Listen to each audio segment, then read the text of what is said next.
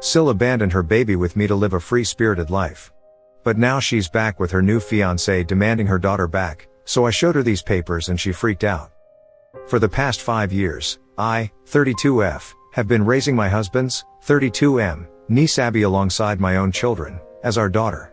And now, all of a sudden, my sister-in-law Riley, 25F, is back and wants me to give up custody of her so she can have her daughter back and complete her family. For the record, she was the one who had given up her baby in the beginning, and now that I'm refusing to let her take over, she's making a huge stink about it. It's become such a huge deal that I've actually started doubting myself.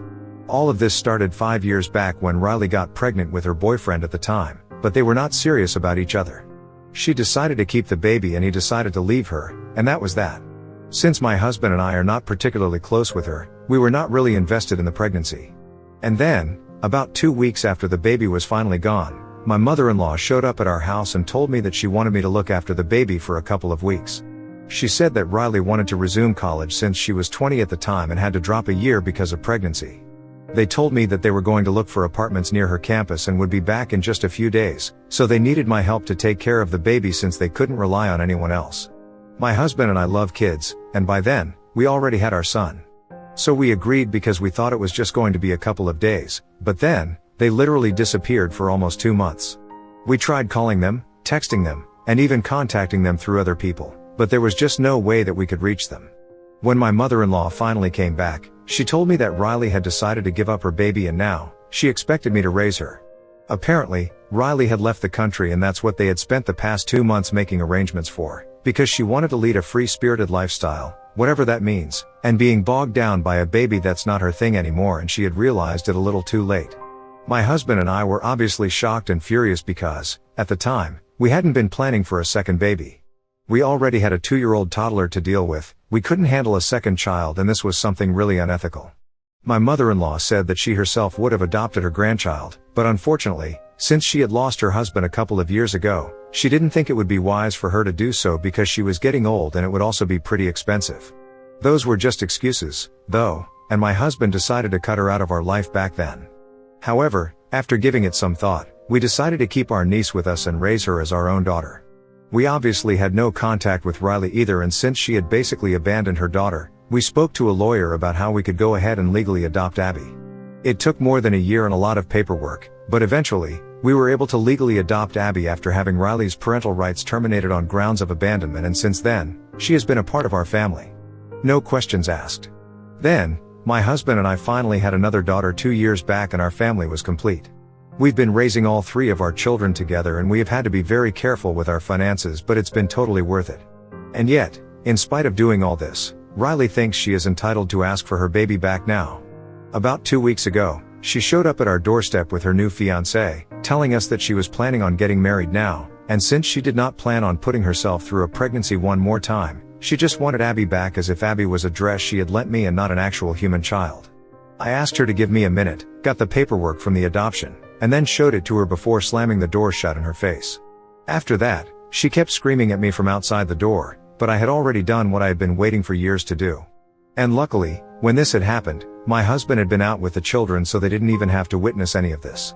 Anyway, after I slammed the door shut and she started screaming at me, I told her that I was going to call the cops if she didn't leave, and then she finally left. I thought that this would be the end of it because obviously, I had legally adopted Abby, so she really couldn't do anything about this now. But she's been playing the victim card and trying to make my husband and I to be the bad guys right now, and somehow, the family is actually falling for it.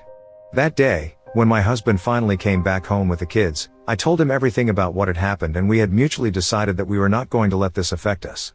But the situation has changed now because literally every single person from his family is telling us that what we are doing is not right and that we don't have the right to keep a mother and her daughter apart just because we are attached to Abby. I don't know how to explain to them that I'm not attached to Abby just because she's a child and I've been raising her for 5 years. I feel the same way about her that I feel for the rest of my kids because I am her mother, regardless of the biological connection. And I can say the same for my husband too. So we have been doing our best to defend ourselves, but it doesn't help that even my mother-in-law, who had actually left Abby with us years ago and explained the situation to us, isn't on our side and actually believes that we should return Abby to her mother. But I guess that's just out of pettiness because, for the past 5 years, we haven't been in touch with her since we had cut her out of our lives for being sneaky about the whole thing, since it had been quite unethical. Her behavior, at least we can explain it because she's just being petty and vengeful, but the rest of my husband's family, I don't know how to explain that. The messages have been pouring in since last week after Riley made a post about the incident. In the post, she said that she had made a mistake 5 years ago by abandoning her daughter, but now that she wants to rectify that mistake, we are not allowing her to do so, and are keeping her away from her own daughter. The tone of the post had been pretty emotional, and I don't know how, but she managed to dupe people into believing that she was the victim here. And since then, my husband's family hasn't wasted a single day. They've been calling us all sorts of names, telling us that what we are doing is ruthless, and that we are destroying Abby's life. It's gotten to the extent where we are actually doubting ourselves, and I feel like I'm going crazy. I know that she cannot do anything legally, which is probably why she is coming after us like this. Anyway, what do you guys think about this? Ida for refusing to return my niece to my sister-in-law after raising her for 5 years? Edit, I'm pasting the post here for anyone who wanted to see what I was talking about. Hi, everyone. This is Riley, and I want to talk to you guys about something really important today. It's going to be about my daughter. I know a lot of you are probably not even aware that I have a daughter, and it's partly my own fault. I had left my daughter behind here when I moved away from life as I knew it 5 years back. I wanted to be free from all the expectations that everyone had for me. I wanted to start a new life for myself, and to some degree, I have been successful in doing so. I have found a wonderful man for myself. Jacob loves me like nobody else, and soon enough, he's going to be my husband. When I told him about my daughter, he was ready to accept her too because that would complete our family. So I approached my sister-in-law, Michelle, who had been raising my daughter for the past 5 years. Unfortunately, she has taken this opportunity to claim my daughter as her own and is refusing to let me take my daughter back from her. I am helpless because she has transferred custody of my daughter to herself, and I don't think I'll be able to do anything about this legally. So I need all the help and support I can get from everyone here to bring my baby back home. I know that it was my mistake that I trusted her in the first place, but honest to God, I had never expected something like this to happen. I had thought that she was just going to take care of my baby in my absence, and whenever I was ready, I would get to be a mother to my child again. But that chance has been taken away from me, and I can't even begin to explain how much it hurts. Please support me here. You guys have no idea how much it'll mean to me. Thank you so much. Please get my baby back home. Update 1. Hi, thank you so much to everybody who responded to my post. I have been driving myself crazy by overthinking what's going on, but after reading through the comments, I realized that I was actually being crazy by entertaining these people. There is obviously something very wrong with my husband's family, and it was stupid of us to care about what they were saying. Whatever they say, it doesn't matter because they don't have a legal leg to stand on. The facts remain that my sister-in-law had abandoned her baby, which is why we ended up adopting Abby. If she had been involved in her life, I don't even think the courts would have allowed this to happen. She's been extremely manipulative and clever with her words, which is why so many of my family members have come out in her support. But no matter how much she tries to distort and twist the truth in her favor, we know the facts. We had been blocking people initially, but after that, it got too overwhelming, and we started doubting ourselves, so we stopped for a while. However, we are back to blocking people now. And just to be on the safe side, we have also spoken to our lawyer, and in case she tries to create more drama, we're going to be slapping her with a defamation lawsuit. Right now, we are letting it go because it honestly doesn't matter what a bunch of losers from my husband's family think about us. However, if she tries to go public with this, we're gonna have to take serious legal action against her. It's actually pretty insane that any of this is happening and people are actually on her side right now, but well, weirder things have happened as well. Update 2. So it's been a week since my last update, and 2 days back, for some reason, Riley decided to show up at our house again. I don't know why she came by this time. My husband and my kids were at home, so I did not even open the door. As soon as I saw that it was her standing outside, I asked her to leave, and I literally had my phone in my hand to call the cops if she refused. So far, we had been blocking all the relatives who had been texting us in favor of Riley, and we also blocked her everywhere, so she wouldn't be able to contact us.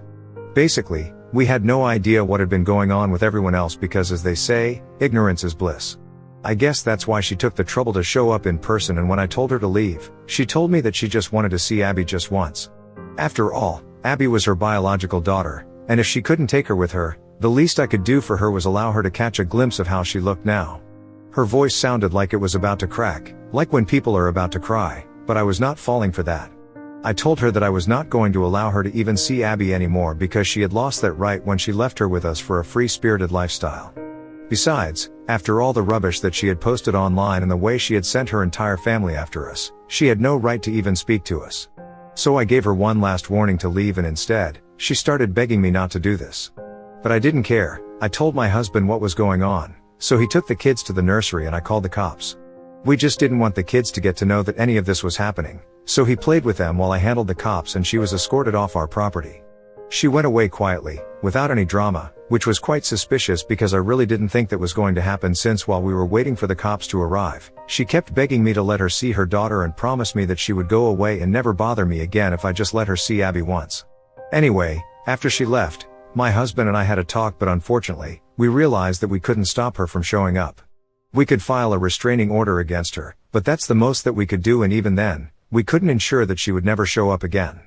Moving away was not happening, especially in this economy when rent is so expensive. Luckily, my father-in-law had bought us this house and it also meant a lot to us sentimentally, so we didn't want to move. We just have to deal with it, I guess. Update 3. Hey, so I received a lot of comments on my last post calling me heartless. All because I didn't allow Riley to see Abby, and it's fascinating how people are calling me heartless right now, even though it was really who had abandoned her baby and left to move to another country, so she could live freely.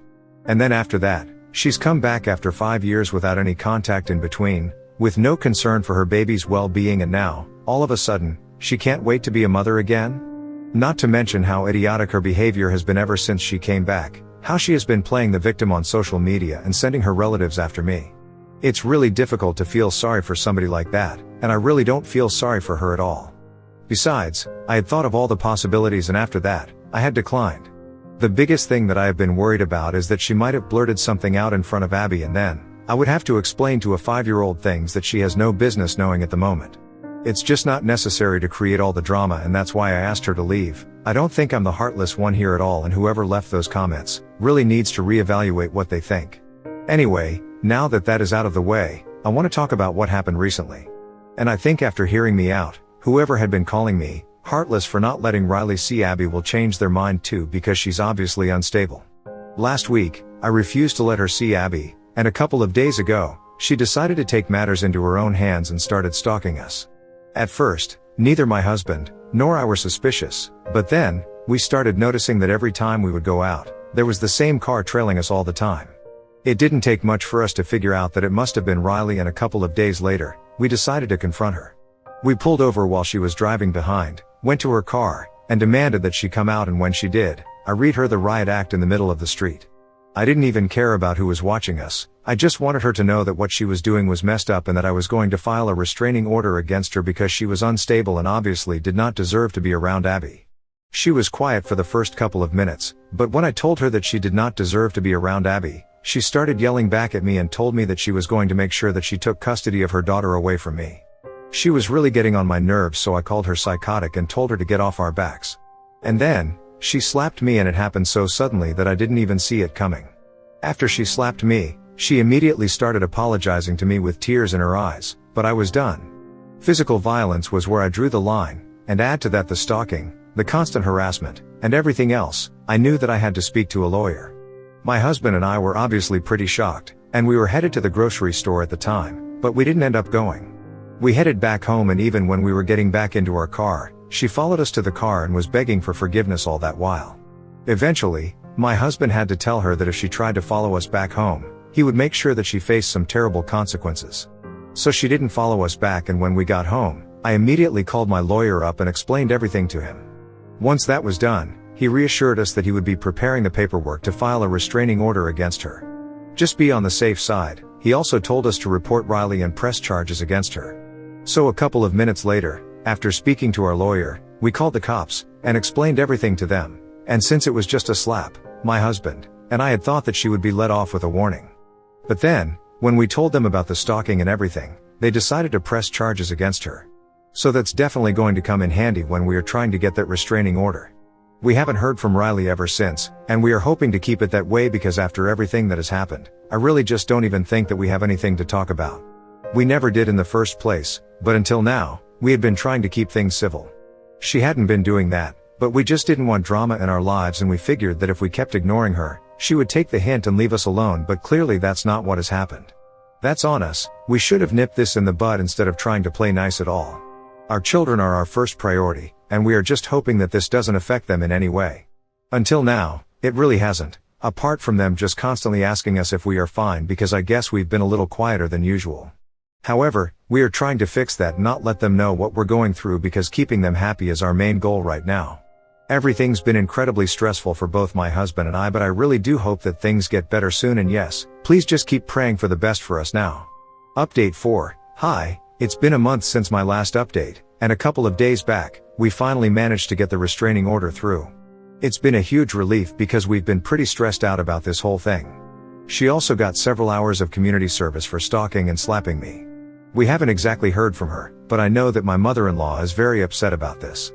Yet again, instead of being upset at the right person, she's upset with us. She thinks that it's our fault that I ended up getting slapped that day. And she has even reached out to my parents to communicate that to them. She thinks that I'm heartless, and if I had just let Riley see her daughter one time, none of this would have happened. She called my parents a couple of weeks ago, and she told them that I'm the one who pushed her daughter into doing something like this, and right now, things are going pretty badly for Riley. I don't know how any of this is my fault, and even if it technically was my fault, wouldn't my husband be at fault too? He didn't say anything about him, and I really can't think of any reason to involve my parents in this. I honestly don't understand why that woman has it for me, or rather, why my husband's family seems to hate me so much. I have never been anything but nice to them, but I guess that's just not enough for some people.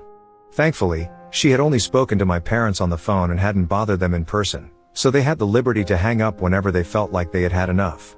So they only had to hear her out for a couple of minutes before disconnecting the phone call, and even after that, she sent them a bunch of messages, calling them rude and mannerless and saying that she finally understood where I got it from.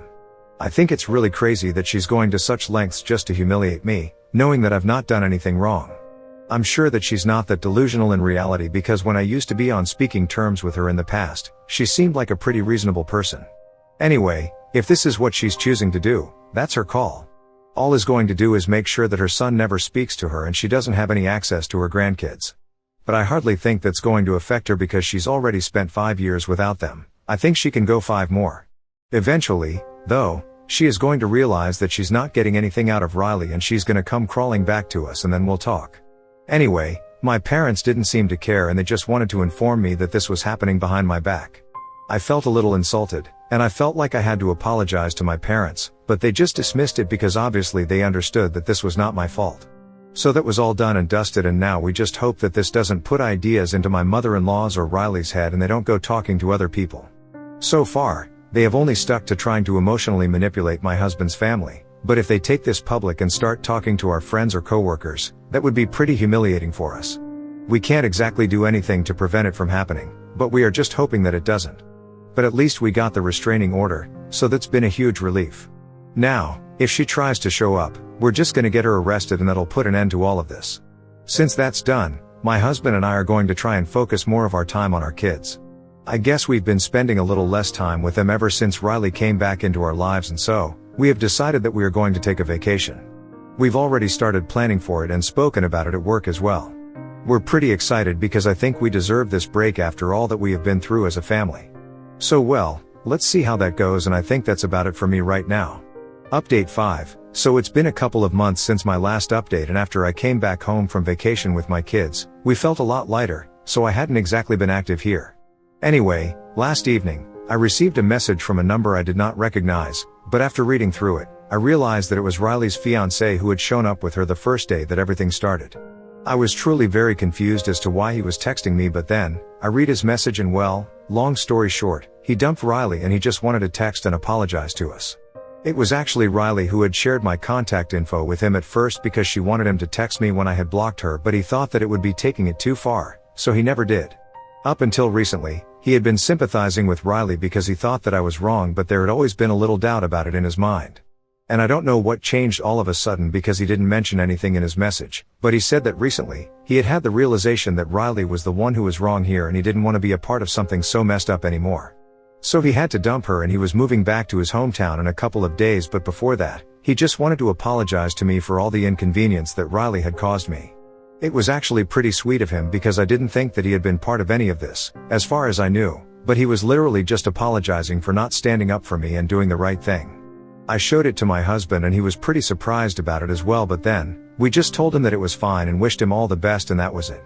Then, this morning, we heard from a couple of friends that Riley had been crying about this on social media.